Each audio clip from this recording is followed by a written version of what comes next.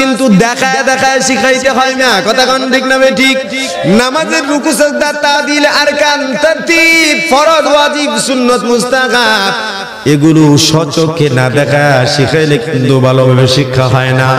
ইমাম সাহেবের পিছনে নামাজ পড়লে ইমাম সাহেবের কাছে যান, আপনি নামাজ না জানলে ইমাম সাহেব কি বলবেন? হুজুর গো আপনি দেখেন আমার নামাজ ঠিক মতো হয় কিনা। নিজের মন গড়া মতো বই পড়িয়া নামাজ কিন্তু শুদ্ধ করে আদায় করা যায় না, ঠিক কিনা? এজন্য সরাসরি একজন উস্তাদের প্রয়োজন। কি আপনার ছেলে মেয়ে ডাক্তার, লেখাপড়া শেষ, তারপরেও বড় সিনিয়র ডাক্তারের কাছে কিন্তু কিছুদিন প্র্যাকটিক্যালি কোচিং করতে হয় কিনা?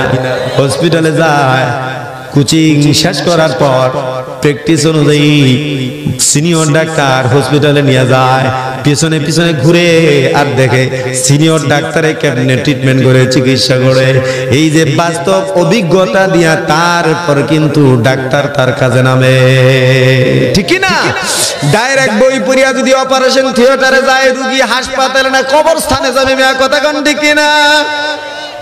এজন্য বই পড়িয়াই কিছু হওয়া যায় না, আপনার একজন উস্তাদের প্রয়োজন। হুজুর যদি হয় ইমাম সাহেবের কাছে গিয়ে আপনি শিখবেন, জানবেন, ইমাম সাহেব আপনার নামাজ শিক্ষা দিয়ে দিবে। যাই হোক, গোলামি করবো আল্লাহর জন্য, গোলামি করলে আল্লাহ পাক আমাদেরকে জান্নাত দিবেন, গোলামি যদি না করি আল্লাহ পাক রাগ হইয়া জাহান্নামে ঢুকায় দিবেন।